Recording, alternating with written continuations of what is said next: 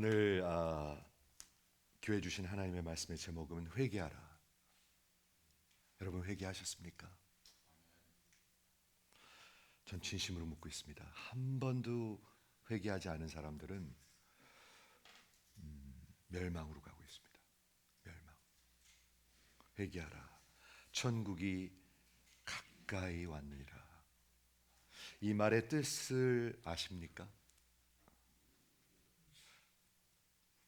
여러분을 경고하고 있는 것입니다. 경고.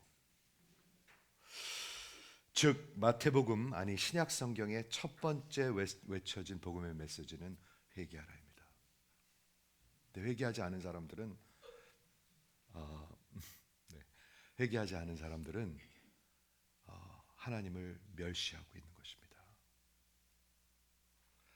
성경에 외쳐진 마태복음에 외쳐진 마태복음이니까 복음의 첫 번째 메시지겠죠. 그렇죠? 세례 요한의 사역의 시작은 예수님의 사역을 알리고 있는 것입니다. 예수님이 첫 번째 하신 설교가 뭔가요? 회개하라입니다. 회개하라. 여러분 회개하셨습니까? 네. 회개하지 않은 사람들이 많습니다. 회개가 뭔지도 모르는 사람들도 많습니다. 내가 이렇게 살면 안 되는데, 내가 하나님을 이렇게 무시하고 세상에 미쳐서 살면 안 되는데, 이렇게 건성으로 살면 안 되는데, 하나님 나 이렇게 정말 이렇게 살다 죽으면 안 되겠습니다. 마음의 디자이어가 이렇게 올라오기 시작해야 돼요. 자식도 문제가 아니에요. 이거는요. 배우자도 문제가 아니에요. 마지막에 하나님 앞에 섰을 땐 여러분 혼자 서는 거예요. 아십니까? 자식들 때문에 뭐 배우자 때문에 다 핑계일 뿐입니다. 가만히 보면 다 핑계예요. 아닙니다. 마태복음 신약 성경의 첫 번째 외쳐진 메시지, 복음의 메시지는 회개하라, 즉 완전히 돌이키라.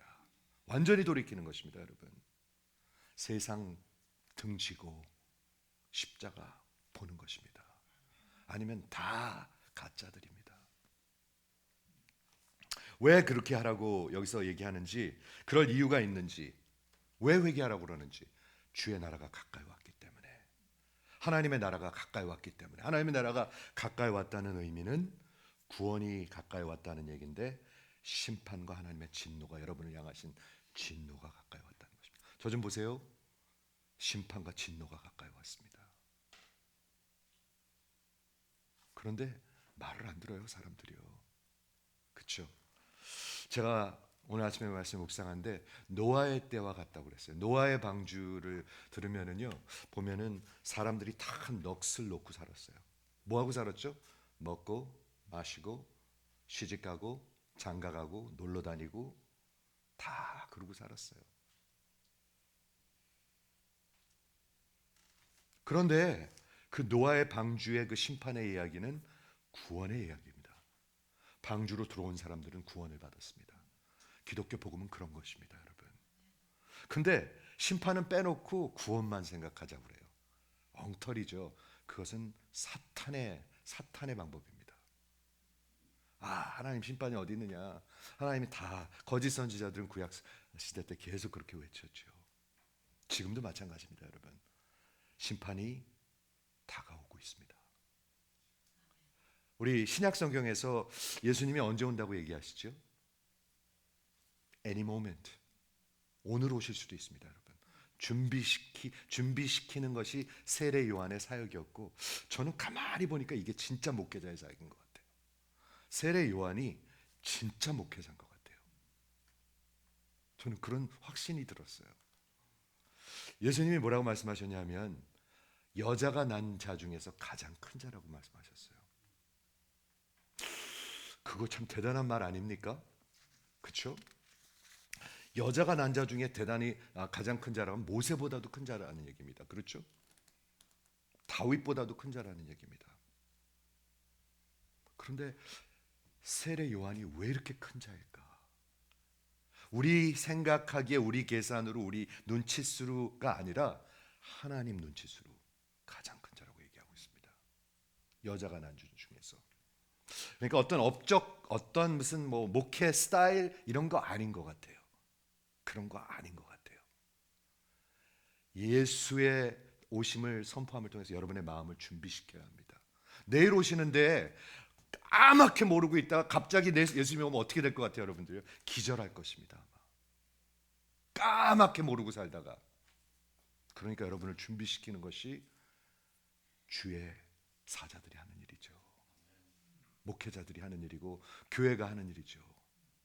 여러분들한테 이 땅에서 잘 사셔야 합니다. 성공하셔야 합니다. 이거는 완전히 사탄이 하는 얘기죠. 이해가 되십니까? 마태복음 3장은 오늘 이제 3장으로 접어드는데 2장 아기 예수의 스토리로부터 30년의 세월이 건너뛰었습니다. 30년의 세월을 건너뛰었습니다. 그리고 예수님의 이걸 어떻게 표현을 해야 될까? 그 하나님의 구원자 예수의 사역이 시작됩니다. 시온의 그 영광이 새벽에 떠올리기 시작합니다. 그런데 그 시작이 항상 마태복음, 마가복음, 누가복음, 요한복음에 보면 요한이라는 사람으로 시작합니다. 그게 대단한 사람이에요, 이게요. 왜 대단할까요? 하나님이 그렇게 만들어 주셨기 때문에. 이 세례 요한이 700년 전에 이사야서를 통해서 이 사람에 대해서 예언이 되어 있습니다. 난 이건 참 대단한 말인 것 같아요. 요한은 인간이었었습니다. 근데 이 사람에 대해서 700년 전에 하나님이 예언을 하셨습니다. 광야에서 외치는 소리가 있을 것이다. 주의 첩경을 길을 예비할 것이다. 와, 하나님이 그렇게 딱 만들어 놓으신 거예요. 하나님이 그렇게 정해 놓으신 거예요. 그 인생을. 그리고 하나님이 이루시는 거예요. 근데 가만히 생각해 보니까 우리 인생도 마찬가지예요. 우리가 하나님 앞에서 살 수 있는 것은 하나님이 정해 놓으셔서 그래요. 저는 그런 확신이 와요. 그렇죠? 요한이 그 예수님의 forerunner라고 그러는데 전조. 이걸 사전을 여러 번 찾아봤는데 어느 말이 맞는지 모르겠어요. 전조. 그다음에 예고하는 그 herald라는 게 있습니다. 그게 가장 좋은 것 같아요. 옛날 고대 시대 때 왕이 이제 어디로 이제 행차를 하면은 먼저 가서 알리고 준비하는 사람들이 있었어요. 지금도 마찬가지입니다. 미국 대통령이 한국을 가려면은요, 먼저 팀이 갑니다 거기. 그래갖고 딱 안전하게 만듭니다. 그리고 알리고 갑니다. 그렇죠. 근데 고대 시대 때 왕이 어떤 행차를 미리 알리는 자, 그리고 길을 준비해야 될 거 아니에요. 안전한가? 그리고 길을 이제 가야 되는데 길이 이게 평탄한가? 이걸 준비하는 자를 herald라고 그랬었습니다. 사전을 찾아봤는데 전조 뭐 이런 말들이 나오는데 가장 좋은 게 뭔지는 모르겠습니다. 그 herald, 왕의 오심을 알리는 사람, 그게 설교자예요. 그게 목회자예요. 왕이 오고 있습니다, 여러분. 넋 놓고 살지 마십시오. 이 세상에서 슬프다고 자꾸 그러지 마십시오. 왕의 오심을 알리고 여러분들을 준비시키고 선포하는 것이 두 가지 단어입니다. Prepare the people. 여러분의 마음을 준비시켜야 되겠죠. 왕이 오시고 심판이 오는 걸 알려야 돼요. 넋 놓고 살지 마세요. 그리고 그것을 선포하는 것, proclaim, 이 두 가지를 한 것이 세례 요한의 사역인데, 세례 요한이 뭐를 선포했나요? 세 가지를 선포했는데 간단히 제가 오늘 그거를 설명하려고 하는데, 첫 번째는 주의 나라가 오고 있습니다. 영원한 나라가. 언제요? 곧 오고 있습니다. 그런데 까딱을 안 해, 사람들이. 놀러 다니는 게 더 급해. 놀러 다니는 게 더 급해. 어리석죠? 참 어리석어, 인간들은요. 성경이 얘기하는 게 뭐죠? 왜 이스라엘 백성이 광야에서 그렇게 어리석게 구는 거에 자꾸 나오죠? 그게 우리라는 걸 알려주는 거예요. 그러니까 이렇게 어리석게 바보같이 맨날 고기 달라, 물 달라 이렇게 하나님한테 떼쓰고 엉터리 말하고 애굽으로 돌아가자, 이딴 짓 하지 말아야 되겠다라고 보여주기 위해서 써 있는 거예요. 그렇죠? 하나님 나라가 이제 곧 오고, 그리고 그 왕이 오시는데 그 왕이 여러분을 심판하시고 진노를 하시고 하나님의 진노가 임할 거예요. 준비되셨습니까? 이러지 마시고요. 준비된 분 한번 아멘 해보세요. 저는 제가 하나님 모임 여러분을 준비시켜야 되잖아요. 그게 여러분을 사랑하는 일이겠죠. 심판의 얘기 좀 그만하고 죄 얘기 좀 그만하십시오. 좀 많이 듣는 얘기거든요. 지난 몇십 년 동안 듣는 얘기거든요. 근데 그걸 준비하지 않으면 여러분들을 사기치는 사람이 되죠. 이해가 되십니까? 그러므로 회개하라 이렇게 외치는 것입니다. 주의 나라가 오고 있고 주의 진노와 심판이 오고 있기 때문에 그러므로 회개하고 주의 백성이 되라. 그런데 넋놓고 살아요. 사람들이 맨날 떼쓰고 이스라엘 백성들 같이. 그러므로 이 세례 요한의 그 인생은 새로운 시작을 얘기하고 있습니다. 구약이 이제 완전히 다 끝났습니다. 율법과 선지자의 시대가 막을 내렸습니다. 세례 요한이 마지막 선지자입니다. 가장 위대한 선지자라고 얘기하고 있습니다. 예수님의 길을 선포하고 첩경을 준비한 사람, 길을 준비한 사람. 그리고 새로운 시작, 새로운 언약, 예수님의 그 은혜의 시대가 열리는 것을 외치고 있는 것입니다. 여러분은 어디에 살고 계십니까? 예수님의 복음을 붙들지 않은 사람들은 아직도 구약 시대에 살고 있어요. 자기네 행위로 자꾸 그냥 어떻게 해보려고 그래요. 그렇게 어리석게 살지 마십시오. 마태복음 11장 11절에 예수님이 요한에 대해서 여러 번 언급하십니다. 요한에 대해서 굉장히 많이 나옵니다. 요한이 엘리사벳이라는 마리아의 아마 친척이었는데 사촌이 아니었으면은 이모였던 것 같아요. 이모나 고모였던 것 같아요.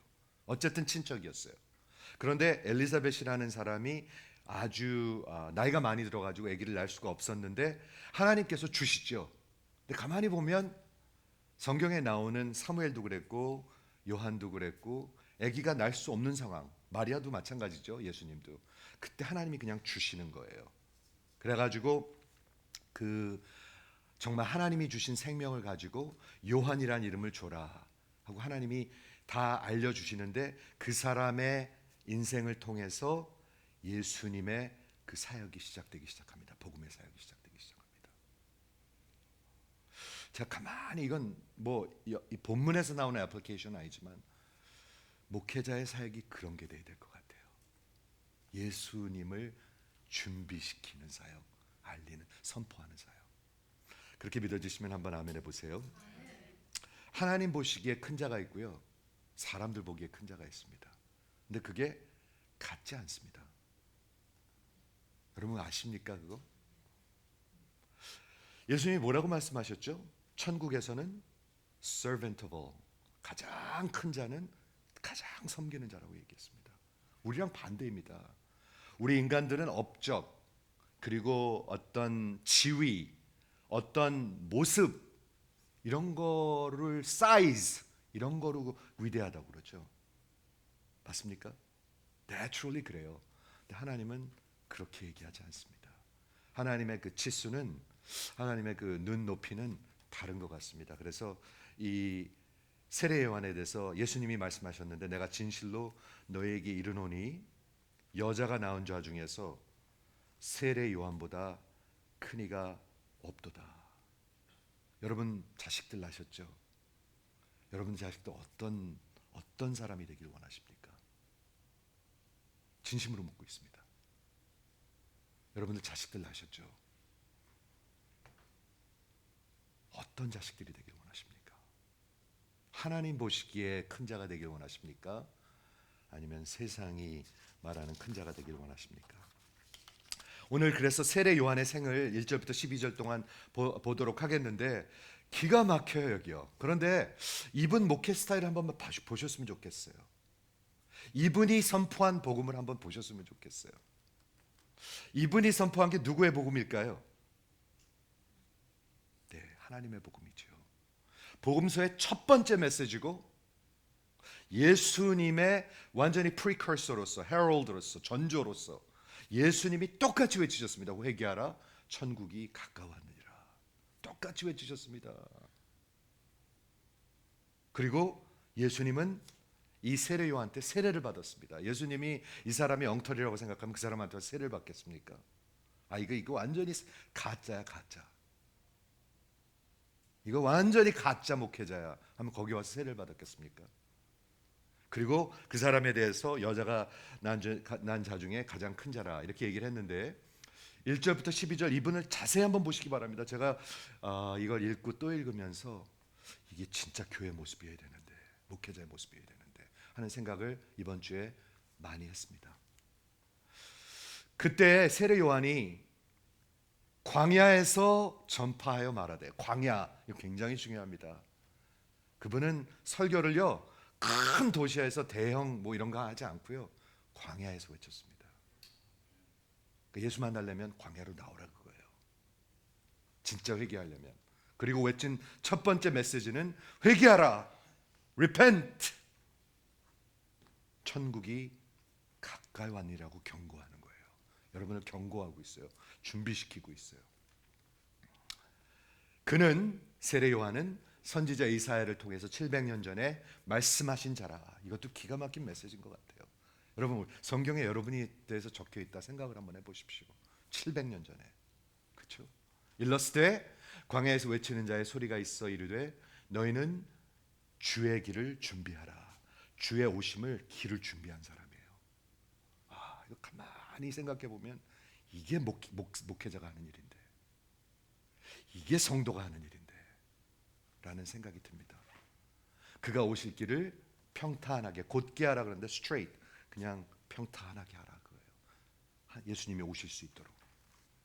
그 요한의 모습과 스타일은 어땠나? 요한은 낙타털 옷을 입고 허리에 가죽띠를 띠고 음식은 메뚜기와 석청이었더라. 이 말은 뭐냐면 구약 말라기서에 적혀 있는 것처럼 예수님이 오시기 전에 엘리야와 같은 선지자가 먼저 준비할 거라고 그랬는데 엘리야의 스타일을 얘기하고 있는 것입니다.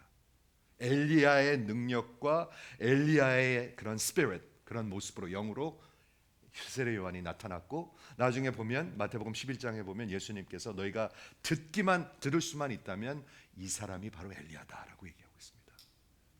그렇죠? 그래서 메뚜기와 석청을 먹었더라. 아주 그의 인생을 심플하게 살았습니다. 성도들은 심플하게 살아야 합니다. 뭐 이것저것 다 섞어가지고는 하나님 나라를 살 수가 없습니다. 그렇죠? 이때 예루살렘과 온 유다와 요단강 사방에서 다 그에게 나오매 하나님이 부르시는 거죠.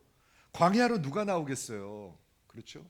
다 광야로 나오는데 저들이 뭐를 했냐면 저들이 죄를 회개하고 죄를 confess, 자복하고 요단강에서 그에게 세례를 받더라. 이거 굉장히 중요한 말인 것 같습니다. 죄를 완전히 회개하고 완전히 거듭난 사람들이 세례를 받는 것입니다. 그렇게 적혀 있습니다. 성경은. 교회는 많이 거꾸로 하려고 그러죠. 요한이 많은 바리새인들과 사두개인들이 세례 베푸는 대로 오는 것을 보고 이 독사의 자식들아, 누가 너희를 가리켜 임박한 진노를 피하려 하더냐. 그때 이제 여기 그 종교인들이 막 광야로 세례 받으러 나오고 있던 거예요. 교회를 막 나오는 거예요. 그런데 이 모습을 보면 세례 요한이 굉장히 업셋합니다. 굉장히 harsh합니다. 아주 그냥 저렇게까지 해야 되나 할 정도로 합니다. 그런데 이게 세례 요한의 마음일까요? 이게 세례 요한의 마음일까요, 여러분? 종교인들이 나와가지고 세례 받고 막 그냥 회개했다고 그러면 그래도 교회는 나오는 거잖아요. 적어도 하나님 앞에 나오는 척은 하는 거잖아요. 그런데 세례 요한이 매우 흥분하고 그리고 진노하는 모습을 볼 수가 있습니다. 이 독사의 자식들아. 그 얘기는 무슨 뜻이냐 하면 이 사탄의 자식들아. 네, 그런 뜻입니다. 사탄의 자식들. 예수님이 요한복음 8장에서 그 종교인들한테 그렇게 얘기했습니다. 너희 아비는 하나님이 아니고 마귀다. 이렇게 얘기했습니다. 그렇죠? 이 독사의 자식들아, 누가 너희를 가리켜 이 임박한 내일 오늘 하나님의 진노를 피하라고 하더냐. 여러분, 복음이 뭔지 아십니까? 하나님의 심판과 진노를 피할 수 있는 것입니다. 사람들이 다 그거는 먹고 시작하는 줄 알아요. 그거를요. 착각해요. 그렇죠? 그러면서 그 회개에 합당한 열매를 맺고, 이거 제가 설명하겠습니다. 회개한 사람은 반드시 열매 있습니다. 얼만큼? 회개한 만큼. 아무 열매가 없다. 그럼 회개가 없다는 얘기라고 볼 수 있습니다. 그렇죠? 속으로, 너희들 속으로 아브라함이 우리 조상이라고 생각하지 말라. 그게 무슨 말인가요? 아브라함이 우리 조상이고 아브라함이 우리 하나님이기 때문에 나는 no problem. 유대인들은 no problem. 우리 그런 생각이 우리한테도 많이 있습니다. 우리 한국 교회, 우리 교회 그런 생각들이 얼마나 많은지 모르겠습니다. 그런 생각하지 마라. 왜? 내가 너에게 이르노니 하나님은 능히 이 돌들로도 아브라함의 자손이 되게 할 수 있느니라. 그게 무슨 말이에요? 너희들 그거 아무 상관없다는 얘기예요. 이 돌들로도 아브라함의 자손을 만들 수 있다. 너희들이 가진 어떤 프리빌리지도 하나님 앞에서 그게 큰 힘이 되지 않는다 라고 얘기하고 있는 것이죠. 그러면서 이 그림 좀 한번 보세요. 그 종교인들한테 이런 그림을 그려주고 있습니다. 도끼가 나무의 뿌리에 놓였으니, 이거 아무리 그려보려고 해도 잘 안 돼요. 뿌리는 땅 속에 있는데 어떻게 도끼가 어떻게 뿌리에 놓여 있죠? 근데 그 얘기의 의미는 완전히 뿌리를 뽑는다는 거예요. 도끼가 나무의 뿌리에 놓였으니 좋은 열매를 맺지 아니하는 나무마다 찍어 불에 던지우리라. 여러분 듣고 계십니까? 이게 여러분을 향해서 하시는 말씀입니다. 도끼가 뭐죠? 하나님의 심판의 손입니다. 누구한테? 좋은 열매를 맺지 않은 모든 나무들. 예수님도 이런 말씀을 똑같이 하셨습니다. 요한복음 15장에서. 네, 분명히 하셨습니다. 스리오 요한이 하고 있죠. 나는 너희로 회개하게 하기 위하여 물로 세례를 주거니와. 이제 복음을 얘기합니다. 드디어 이제 이런 하나님의 현실 앞에서, 여러분 하나님 나라가 오고 있는 게 현실입니다. 만일 하나님 나라가 오고 있다면 이거보다 더 큰 현실이 있습니까? 없습니까? 없습니다, 여러분. 내가 직장을 잡아야 된다. 내가 이거 10만 불 벌어야 된다. 그거 중요한 현실입니까? 그리 중요한 현실 아닙니다. 우리 자식이 반드시 시집 가야 된다. 중요한 현실입니까? 중요한 현실 아닙니다. 반드시 좋은 대학교 나와야 된다. 중요한 현실입니까? 전혀 중요한 현실 아닙니다. 내일 하나님의 심판이 온다면, 내가 너희를 회개하기 위해서 나는 물로 세례를 주거니와 내 뒤에 오시는 이, 자기가 준비하고 있는 그 왕 예수님을 얘기하는 것이죠. 나보다 능력이 많으시니 나는 그의 신을 들기에도 감당하지 못하겠노라. 즉 나는 종이 될 수도 없는 그런 수준이다. 그만큼 위대한 분이 오시는데 그는 성령과 불로 너희에게 세례를 줄 것이다.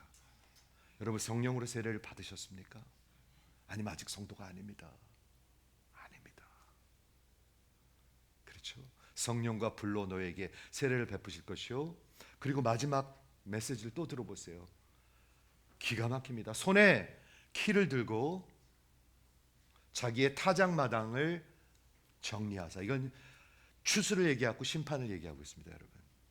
근데 두 가지가 있습니다. 알곡은 모아서 곡간에 드리고 죽정이는 꺼지지 않는 불에 태워지리라. 이게 요한의 생애입니다. 요한의 메시지입니다. 세례 요한의 사역은 예수를 준비하는 것이었습니다. 근데 예수는 여러분 그렇게 호락호락한 분이 아닙니다. 눈 크게 뜨고 보세요. 그렇게 호락호락한 분이 아닙니다. 이해하십니까? 예수님은 사랑이십니다. 네, 사랑 맞습니다, 여러분. 근데 사랑입니다. 아멘 하면은 거기서 끝나면 여러분 어리석은 자이십니다. 예수님은 거룩하신 하나님이십니다. 그런데 사람들이 예수님을 우습게 생각해요. 그렇죠? 우습게 생각해요. 그러므로 그가 선포한 메시지는 사람들을 준비하기 위해서 돌이키십시오, 회개하십시오. 저는 오늘 여러분에게 외치고 싶습니다. 돌이키십시오, 회개하십시오. 한번 아멘 해보세요. 아멘 한번 해보세요. 아멘. 나는 이대로가 좋아? 돌이키십시오. 회개하십시오. 그렇지 않으면 하나님의 진노와 심판이 임하게 될 것입니다. 주의 나라가 가깝습니다. 그렇죠? 세례 요한이 세례를 준 것은 진정한 회개를, 진정한 돌이킴의 사인으로서 물 세례를 줬던 것입니다. 물 세례는 심볼입니다. 심볼. 먼저 여기 구원, 하나님께서 은혜를 주셔서 믿음을 주셔서 구원받고 자기의 회를 완전히 돌이키고 내가 예수님을 주로 모시고 살겠습니다 하는 사람한테 주는 것이 세례입니다. 이해가 되십니까? 그거는 어느 나이가 됐기 때문에 주는 것도 아니고요, 교회 다녔기 때문에 주는 것도 아닙니다. 아닙니다. 그렇죠? 나중에 보면 그 종교인들이 외식하면서 세례받으러 나오는 걸 보면서 꾸짖고 지적하고 경고합니다. 분명히 그렇게 하고 있습니다. 세례 요한이 어디서 사역을 시작했나요? 광야에서 시작했습니다. 저 좀 보십시오. 광야가 뭡니까?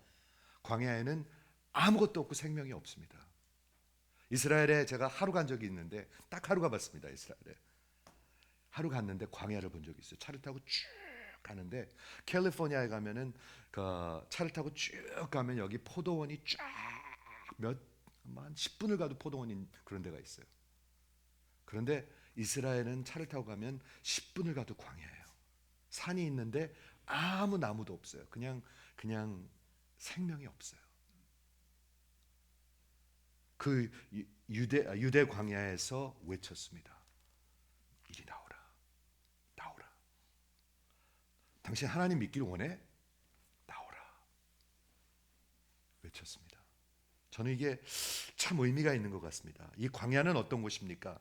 첫째, 하나님이 이스라엘 백성, 당신의 백성을 애굽의 종살이로부터 꺼집어내서 구원하셔서 광야로 이끌어 주셨습니다. 즉 새로운 역사가 있는 곳입니다. 새로운 시작이 있는 곳입니다. 여러분 인생에 새로운 시작이 있으셨습니까? 저 좀 보고 대답해 보세요. 여러분 인생에 새로운 시작이 있으셨습니까? 진심으로 묻고 있습니다. 아니면 똑같습니까? 새로운 시작이 있는 곳이었습니다. 다음 주에 우리 세례 요한 얘기한다면 예수님이 사역을 어떻게 시작하시죠? 세례 요한 때 세례를 받으십니다. 이거 기가 막힌 스토리예요. 이것도요. 하나님이, 다윗의 자손 하나님이, 그 예수님이 세례를 받으십니다. 세례가 무슨 의미가 있습니까? 세례는 죄사함과 연합이 있습니다. 연합. 근데 예수님은 죄가 없는 분이시죠. 그렇죠. 그런데 예수님이 그 죄를 고백하는 우리와 연합하기 위해서 세례를 받으시는 것입니다. 이 땅에 오신 것입니다. 근데 예수님이 예수님의 사역을 시작하는 이 세례를 받으신 다음에 성령께서 예수님을 어디로 이끌어 가셨죠? 광야로 이끌어 가셨습니다. 광야는 하나님의 새로운 시작을 얘기하고 있습니다. 여러분 광야로 나오셨습니까? 아니면 시리에서 늘 잘 먹고 잘 살고 이런 종교를 믿고 계십니까? 저 좀 똑바로 보세요. 새로운 시작을 얘기하고 있습니다. 근데 세례 요한이 광야에서 외쳤습니다. 그리고 이 마태복음의 세례 요한이 전한 설교는 이 신약 성경의 첫 번째 설교입니다. 누구의 설교일까요, 이게요? 이게 하나님의 설교입니다, 여러분. 이 강단에서 반대로 외치는 것은 하나님의 설교들이 아닙니다. 사탄의 설교들입니다. 마태복음의 첫 번째 설교, 회개하라. 하나님의 나라가 가까이 왔느니라. 이거 하나만 제대로 갖고 가셔도 될 것 같아요, 오늘요. 얼마나 가까이 왔어요? 가까이 왔다는 것은 시간적으로 임박했다는 것입니다. 내일 오실 수 있다는 겁니다. 여러분 준비되셨습니까? 여러분 자식들 준비됐습니까?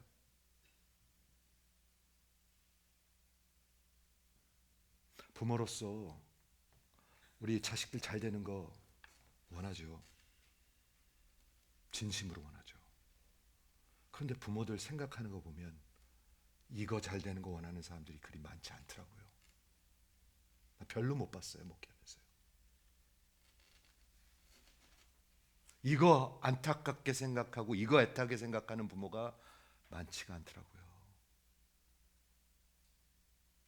그럼 여러분, 어떤 가치관과 어떤 믿음을 갖고 사시는 것입니까? 그러면 주의 나라가 임박했으니까 회개하라.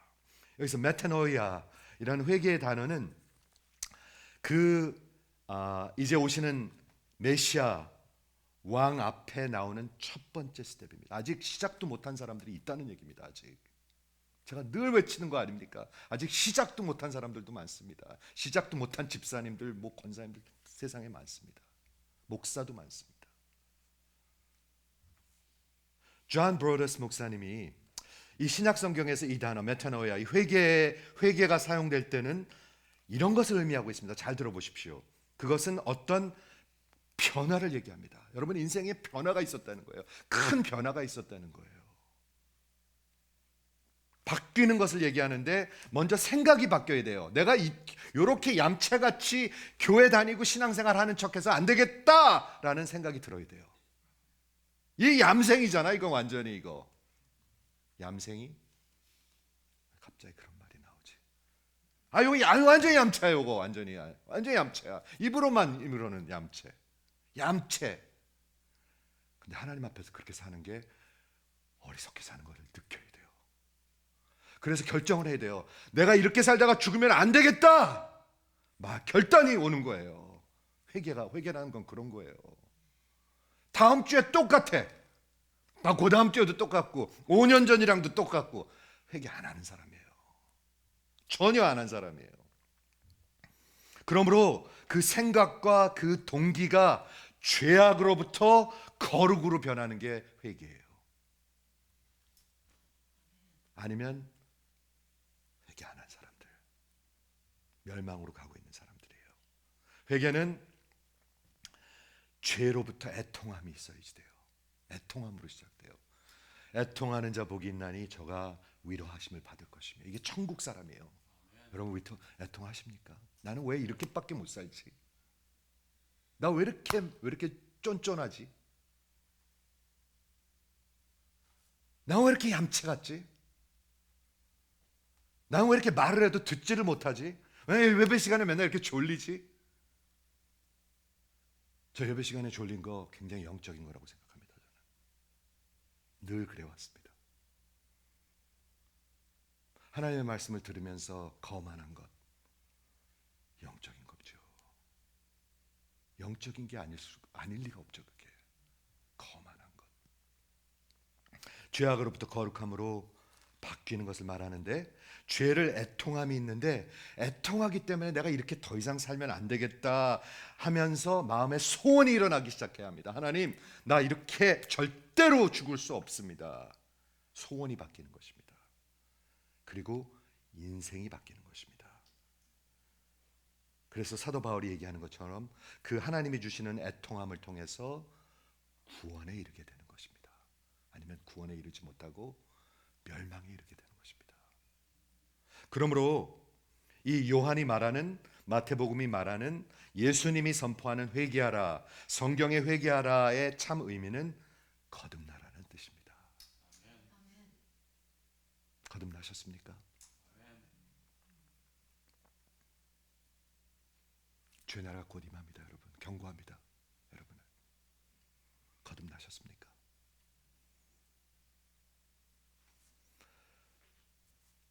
제가 어떤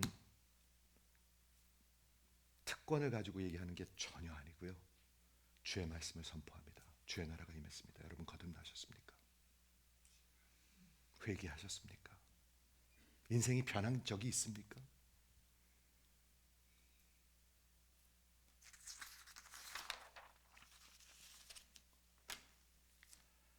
왜 회개해야 돼요? 하나님의 나라가 가까이 왔으니까. 여러분, 저랑 잠시만 생각해 보십시오. 하나님이 진짜 살아계시고 하나님의 나라가 진짜 내일 온다면 이거보다 더 큰 현실이 어디 있습니까? 오늘 그 계약하는 거 오늘 계약하셔야 됩니까? 내일 오신다면 아무 의미 없습니다. 내 은행 통장에다가 100만 불을 저축해야 내 노후를 살 수 있는 게 걱정이십니까? 예수님이 진짜 내일 온다면 여러분께 책임을 물으실 것입니다. 그렇죠? 요한의 생은 700년 전에 이사야가 예언한 그런 생이었었습니다. 외치는 자의 소리여 외치는 자였었습니다. 광야에서. 근데 외치는데 듣는 자들이 없어. 여러분 들으십니까? 아무 표정도 없어. 졸려. 외치는데 들으시는 분만 한번 아멘 해보십시오. 광야에서 광야로 나오라. 주께로 나오라. 회개하라. 이게 기독교 복음입니다. 아니면 가짜입니다. 가짜. 저는 분명히 외치고 싶습니다. 제가 세례 요한 이 모습 보면서 이게 진짜 목회자 모습 맞는 것 같네 하는 확신이 듭니다.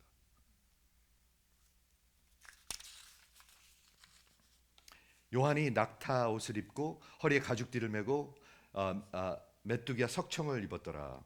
말라기 4장에 보면은 말라기가 구약 성경의 마지막인데 마지막 두 절에 뭐가 나오는지 아십니까? 이 세례 요한의 이 예언이 나옵니다. 마지막 두 절입니다. 그게 뭐라 이렇게 나옵니다.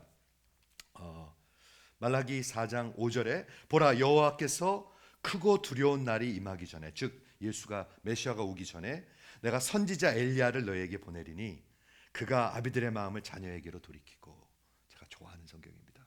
그리고 자녀들의 마음을 아비에게로 돌이킬 것인데 두렵건대 내가 와서 저주로 너희가 회개하지 아니하면 저주로 그 땅을 칠까 하노라. 이게 세례 요한을 마지막에 얘기하고 있어요. 그런데 엘리야의 모습으로, 엘리야의 영으로 마태복음 11장에 보면 세례 요한에 나타난 거고, 예수님이 이 사람이 엘리야다라고 말씀하셨어요. 즉 확실히 이 사람이 엘리야고 요한이 나를 첩경을 준비하는 자고 내가 메시아다라고 얘기하고 있어요. 여러분 그 예수를 믿으십니까? 아니면 흐느적거려 맨날 흐느적거려 그냥 나타났다 안 나타났다.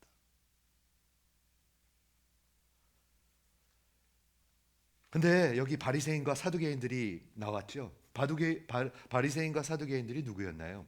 그때 당시 유대교의 그 종교 지도자들이었습니다. 종교인들이었습니다. 종교인들은 지금도 있습니다. 이 사람들은 예수가 없는 사람들입니다.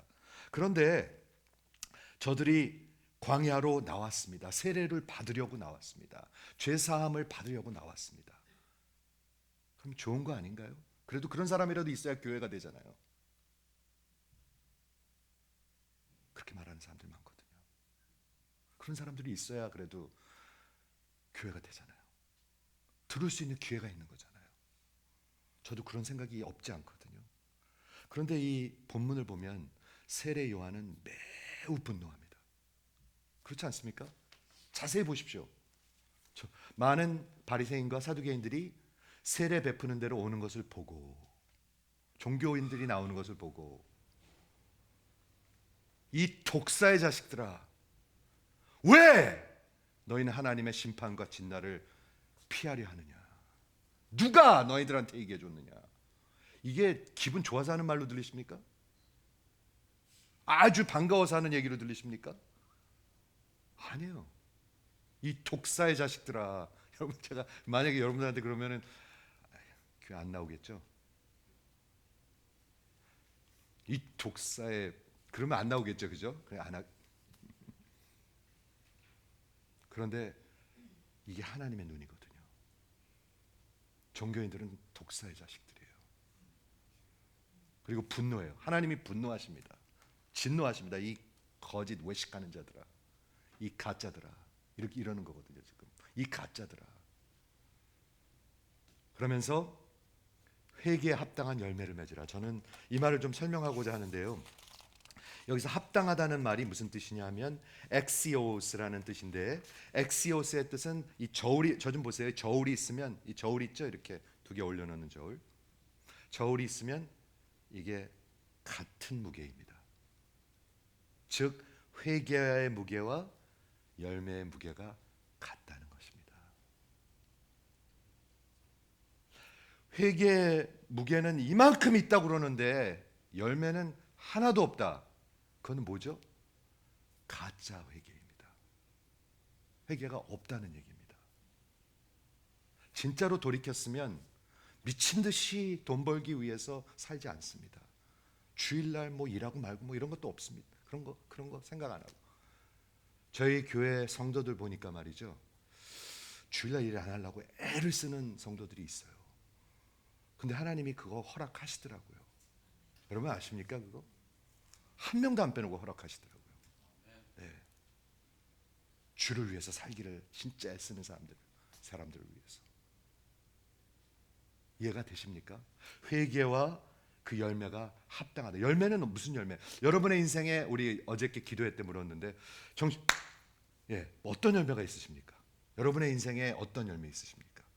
여러분의 인생에 나 때문에 진짜 예수를 은혜로 믿는 사람들이 있으십니까? 진짜로 묻고 있습니다. 저는. 전 목사니까 당신은 그런 말 하는 거지. 아니요, 저 그런 얘기하는 거 아닙니다. 어떤 열매 있으십니까? 영성, 이런 스피리추얼한 것, 하나님의 나라, 예수, 교회 사랑하는 것, 어떤 영성이 있으십니까? 그런 열매가 없다면 여러분 아직 회개하지 않으셨을 수 있습니다. 있습니다. 그렇죠? 회개에 합당한 열매를 맺으라고 이 종교인들한테 하나님은 외치고 계신 것입니다. 그러면서 그 다음에 뭐를 얘기하고 있죠? 워닝을 얘기하고 있습니다. 너희가 아브라함이 우리 조상이라고 생각하지 말라. 그래도 나 교회 다녔잖아. 평생 교회 다녔잖아. 내가 순복음 교회 다녔잖아. 내가 무슨 장로 교회 다녔잖아. 무슨 교회 다녔잖아. 내가 몇 살 때 세례 받았잖아. 우리 목사님이 누구였잖아. 이딴 소리 하지 말라는 거예요. 그런 소리 많이 하거든요. 내가 한국에서 이런 교회 다녔습니다. 그런 소리 하지 말라는 거예요. 아브라함이 우리 조상이라 생각하지 말라. 내가 너에게 이르노니 하나님이 능히 이 돌들로도 아브라함의 자손을 되게 하실 수 있느니라. 그러면서 이 그려주는 그림을 보세요. 저는 이 그림을 그리셨으면 좋겠습니다. 도끼를 하나 생각해 보십시오. 도끼가 나무 뿌리에 놓여 있습니다. 나무 뿌리에 놓여 있습니다, 여러분. 여러분이 나무입니다. 나무 뿌리에 놓여 있습니다. 뿌리를 뽑는단 말이죠. 뿌리를 뽑으려 하나님이 하십니다. 나무 뿌리에 놓였으니 좋은 열매를 맺지 아니하는 나무마다, 즉 좋은 회개를 하지 아니하는 자마다 내가 찍어 불에 던져버리리라. 여러분, 복음의 메시지는 항상 경고와 같이 옵니다. 아멘 한번 해보시겠어요? 넋 놓고 살지 마십시오. 넋 놓고 교회 다니지 마십시오. 나 아브라함의 자손이라는 소리 하지 마십시오. 우리 장로님이 우리 아버지입니다. 우리 아버지가 목사님입니다. 하지 마십시오. 내가 5대째 믿는 집안입니다. 하지 마십시오. 하지 마십시오. 내 인생에 회개와 열매가 있는가? 오늘 생각하십시오. 없으면 오늘 회개하셔야 합니다. 주의 날이 곧 임합니다. 계속해서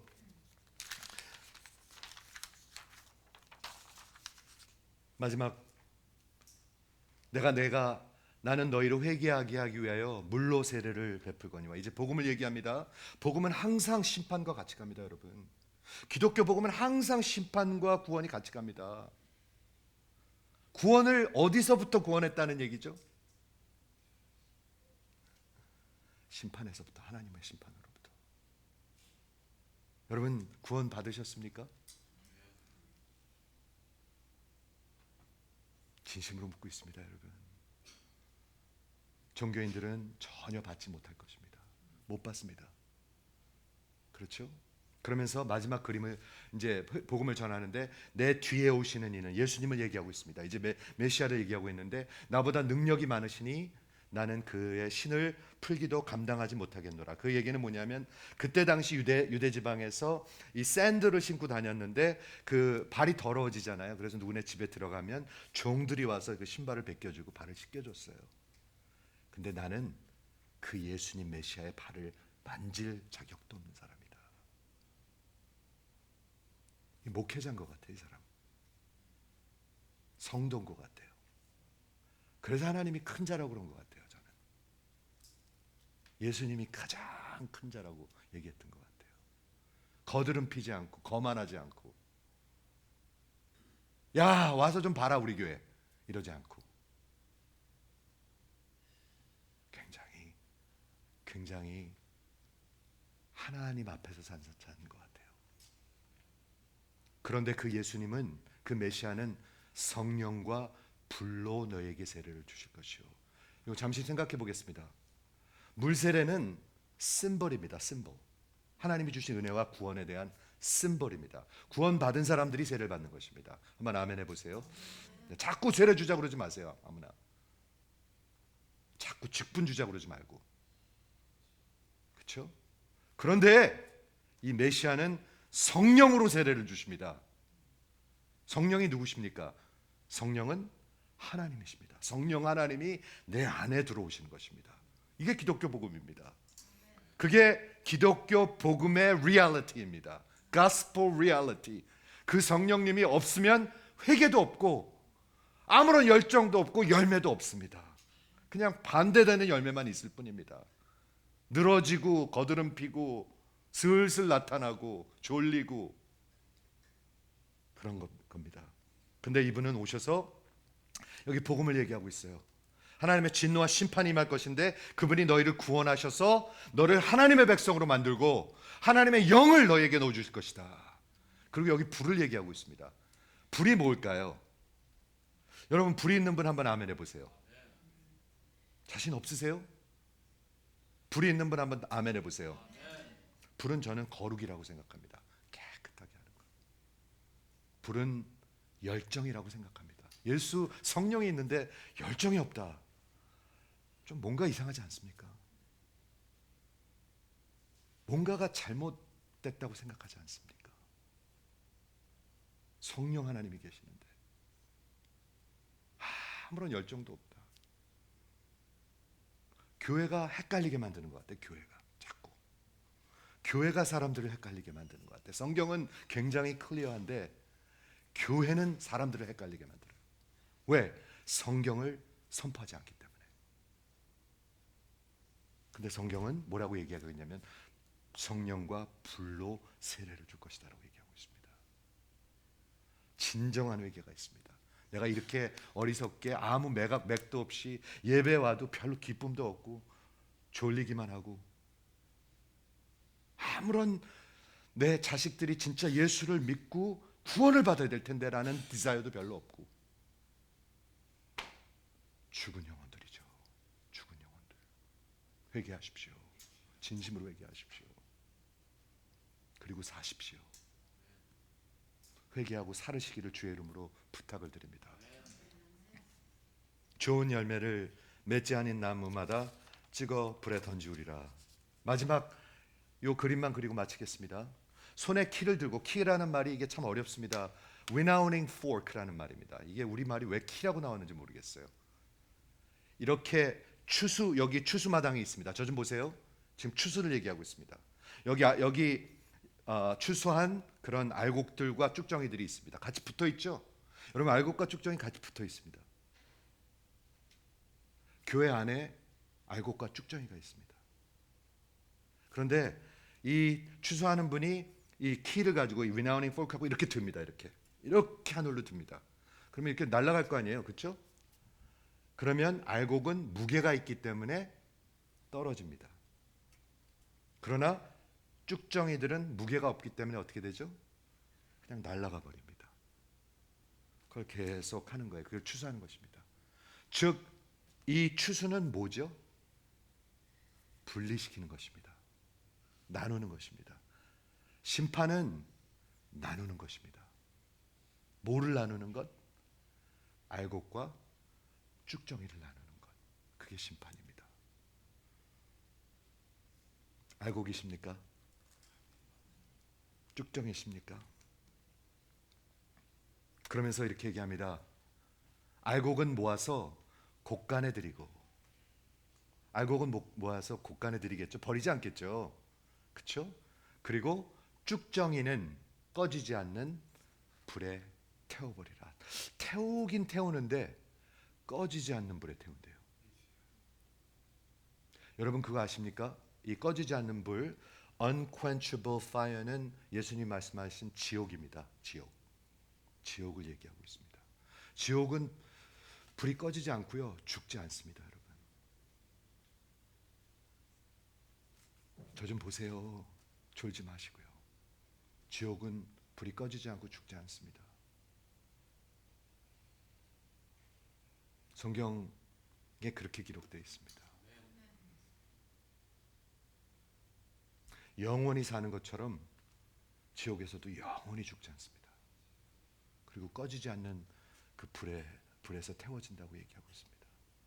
오늘 회개하셔야 합니다. 그래서 내 인생에 어떤 좋은 열매가 없으면 진심으로 하나님 앞에 가서 물어보셔야 합니다. 내가 회개했습니까, 하나님?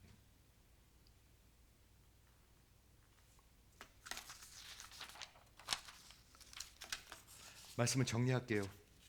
요한의 마지막 메시지를 지금 보니까 이 심판을 얘기하면서 구원을 얘기합니다. 기독교 복음은, 강단은, 목회자는 구원과 심판을 얘기해야 합니다. 한번 아멘 해보세요. 구원만 얘기하면 가짜입니다. 하나님의 사랑만 얘기하면 가짜입니다. 가짜. 하나님의 거룩과 심판을 얘기해야 합니다. 죄악을 얘기해야 합니다. 죄악을 얘기하지 않고, 거룩을 얘기하지 않고 십자가를 얘기할 수가 없습니다. 기복신앙을 얘기하면서 십자가를 얘기할 길이 없습니다. 예수님의 다시 오심을 얘기할 길이 없습니다. 거짓입니다. 그렇기 때문에 아프리카에서만 기복신앙이 문제가 아니라 우리 이민교회에서도 문제입니다. 한국교회에서도 문제입니다. 미국교회에서도 문제입니다. 아프리카만 문제예요? 그 사람들이 공부를 안 해서? 아닙니다. 공부를 해도 문제입니다. 하나님의 영이 인도하지 않고 하나님의 말씀을 선포하지 않으면 다 똑같습니다.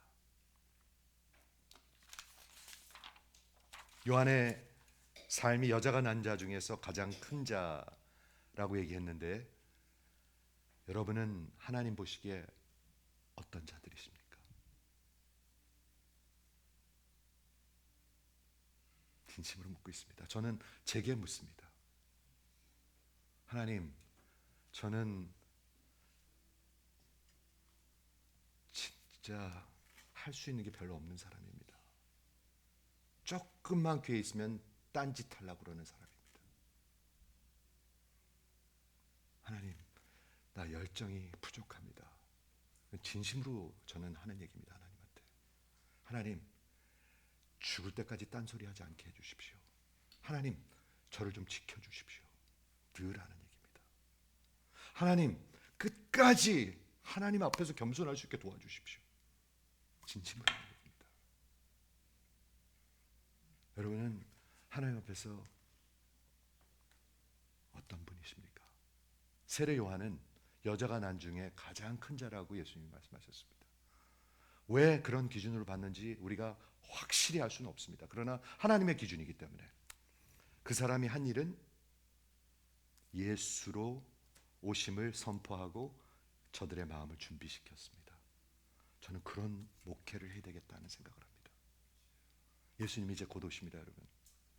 여러분 준비하세요. 도망가지 마시고 날아가지 마시고. 알곡이 무게가 있어야 떨어지죠. 여러분, 여러분의 신앙에 무게가 있어야 떨어집니다. 주상에. 안 그러면 다 날아갑니다, 바람에.